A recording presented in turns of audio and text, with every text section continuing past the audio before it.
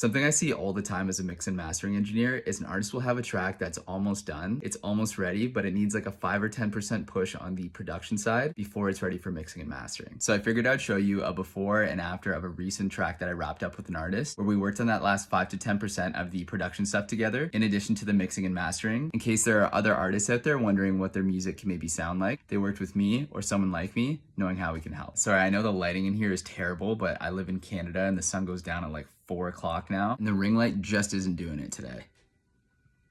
This is the before.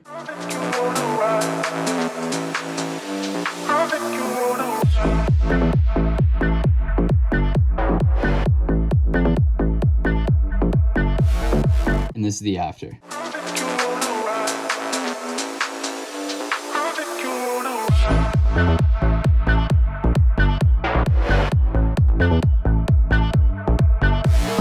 And that extra push on the production side is usually just a matter of tightening up some of the sound design, maybe swapping out a couple of the samples, maybe layering a couple of things. We obviously worked on the whole mix together, but I'll show you what went into the mastering chain, just rapid fire. First up is Pro C2 doing some mid-range compression to help bring the mid-range a little bit more out front of the track. Number 2 is a Pultec. This is adding some analog style saturation, and it looks like I'm also attenuating in the low mids right here. Next is the Black Box doing some subtle saturation. We got Standard Clip doing some light clipping, some utility automations. Last up is Ozone Maximizer to do that final stage of limiting. The way this whole process usually works is we'll set up an initial Zoom call because it gives us both a chance to ask questions. I get a feel for the artist and they can tell me exactly the direction that they want this project to go in. The second reason this is important is because it gives us a chance to bounce out files, or if they produce directly in Ableton, we'll spend some time going through the project, freezing the channels we need to, check plugins, and then we'll actually just transfer the entire project folder so that I can pick up exactly where the artist left off. Transferring the project folder allows me to like go into CRM presets, see automations, get really granular with things if I need to. If they produce in like Logic or FL Studio or something, that's totally fine. We just bounce out the stems in the traditional way. After I get the project, I'll do mix 1, I'll bounce it out and then send it back to the artist so they can listen. After they've had some time with it, they've been able to make some notes, they'll either send them over to me, or if we think it's easier, we'll set up a second short Zoom call where I can share screen, pull up the project, and we can just go through a couple of details so that nothing is lost in translation. I might have a couple of creative things that I want to run by them where it's just easier to do it directly instead of, sending 2 or 3 versions of the mix. After that, the majority of the work is done and I'll usually have what I need to finalize the project. After the track is finalized, it's done, right? Like it's ready to be shared with the world. You can upload through your distributor to get it on like Spotify, Apple Music. You can send it out to labels. This track ended up getting picked up by a small label, which is always cool, but it's not quite out yet. So I'll make sure that I share the artist details and everything after the release. You can play it in your sets if you're DJing, or,